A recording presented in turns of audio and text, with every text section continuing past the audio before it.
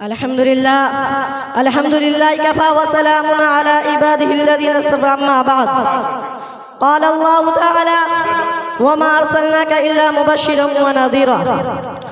हज़रात गिरामी, मैं इस बसंतपुर बहार में सीरत नबी सल्लल्लाहु अलैहि वसल्लम के मुताल्लिक़ कुछ अर्ज़ करना चाहता हूँ, इस उम्मीद के साथ कि मेरी बातों को बगौर सुना जाए। जब इस्लाम फ़रआन की चोटी से फैलना शुरू हुआ और आप सल्लल्लाहु अलैहि वसल्लम अपनी रोशनी से दुनिया वालों को मनव्वर करने लगे, तो बातिल परस्तियों में खलबली मच गई और सारी कुव्वत और ताकत दिलो दिमाग नूरे इस्लाम के बुझाने में सर्फ करने लगे। रास्ते में कांटे बिछाकर, पत्थरों से दबाकर, तपती जमीन पर सुलाकर, आग के अंगारों पर लेटाकर, फांसी के फंदों पर चढ़ाकर, घर बार उजाड़ कर प्यारे रसूल सल्लल्लाहु अलैहि वसल्लम की आवाज को दबाने की कोशिश करने लगे, मगर हक की आवाज रोज पर रोज बढ़ती जा रही थी।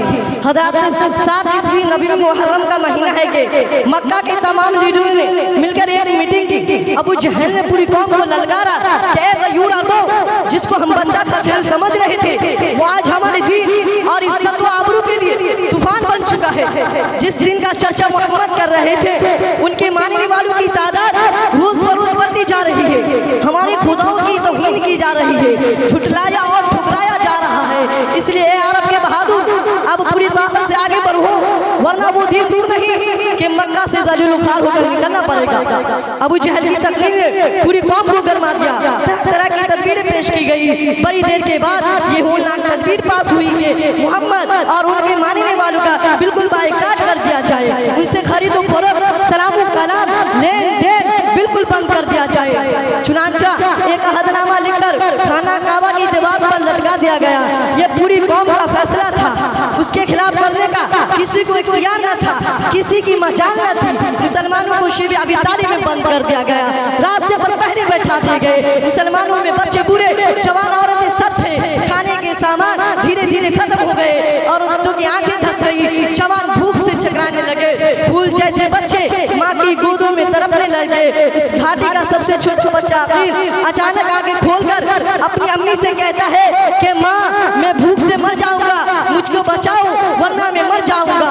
माँ के दबत का बंधन टूट गया। वो बेतहाशा अपना सर जमीन पर पटकने लगती है, सर फट जाता है। लोग उसे संभाल लेते हैं और वो ये कहती रहती है कि मुझको छोड़ दो, मैं अपने लगते जिगर से पहले मरना चाहता हूँ। दुनिया वालों, जरा सोचो कैसी संगीन घड़ी थी, कितना भयानक मंजर था, मगर रसूल की बातों से मुंह न मोड़ा। आज हम भी अपने रसूल सल्लल्लाहु अलैहि वसल्लम की गुलामी का दावा करते हैं। इसलिए सुन लीजिए, अगर हम नमाज पढ़ते हैं, रोजा रखते हैं, हज अदा करते हैं, तब तो वाकई में हम अपने दावा में सच्चे हैं, वरना हमारा दावा बातिल और बेकार है। पहले मस्जिदें थी कच्ची तो पक्के थे नमाजी, पहले मस्जिदें थी कच्ची तो पक्के थे नमाजी, आज मस्जिदें पक्की है तो कच्चे हैं नमाजी। भला बतलाइए कि हमारे रसूल सल्लल्लाहु अलैहि वसल्लम और सहाबाए किराम ने कितने मुसाइब आलाम बर्दाश्त किए और उन संगीन घड़ियों को क्यों कर बर्दाश्त किए? क्या वो कमजोर थे? क्या वो लोग बेबस थे? हरगिज़ नहीं, ऐसा हरगिज़ नहीं। वो तो अर्श व फर्श के, रूह व कलम के, शजर व हजर के, अर्द व समा के, जिन्नो बशर के, हुर व मलाइक के, खुशको तर के रसूल हादी बनकर आए थे। और जो रसूल बनकर आता है उसको अल्लाह पूरा कादिर बनाकर भेजता है।